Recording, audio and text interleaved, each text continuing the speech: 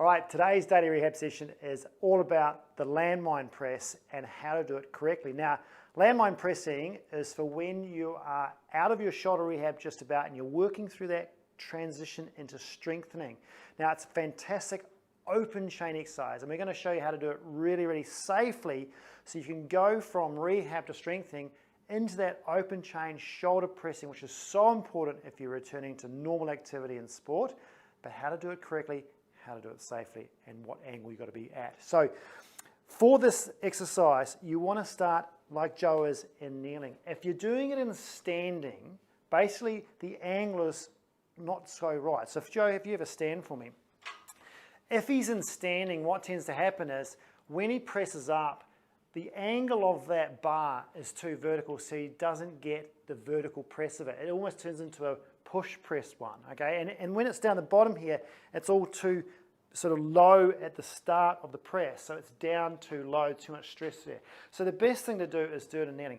And listen what, you're going to be more stable in kneeling as well. So when he presses forward in that, when it gets up, it's still got that vertical load down on the shoulder, okay? Now, first things you've got to work about is making sure that this shoulder blade, I should say, stays down, all right? It stays down in position. You don't want it hitching forward. So the big thing about landmine pressing is trying to isolate it into the shoulder joint, the glenohumeral joint, getting strength in there. And so we don't want this shoulder blade at the start of the movement hitching up like that, okay? It's got to stay down. So when you're pressing, don't launch into it and wind up your upper trap when you're supposed to be actually stabilizing down here and pressing. So if Joe goes through that slowly, this is going to stay still at the first part of the movement. Now, of course, with all shoulder movement, the shoulder blade moves, okay? We just want to make sure he's not hitching at the top like that, like a full press above, okay? We're trying to isolate down to a little bit of shoulder blade movement, but mostly focusing on the glenohumeral joint. So there's tip number one. Stop the hitching at the start, don't do the hitching at the end, and you'll get more isolation there. Now, of course, this is in the front. Now, if you can see in that position there, he's very much in a neutral plane, okay? So the shoulder joint, the shoulder blade's coming out here, the shoulder ball is sitting in that front plane like that. Now, when you're starting, the best thing to do is go into what we call a scaption plane. So all he needs to do is change the angle of the body, okay? So what happens here is this, when he pushes upwards now, if you look at the line of the ball and the humerus going into the socket, it's in a more natural plane. Now, this does vary from some people to another person, so you might find it's 30 degrees, maybe 45 degrees of the line of angle of that humerus into the shoulder. Think of like, if this is the socket. Now remember, the ball and socket is like almost like a ball sitting on a golf tee. It's a very small socket.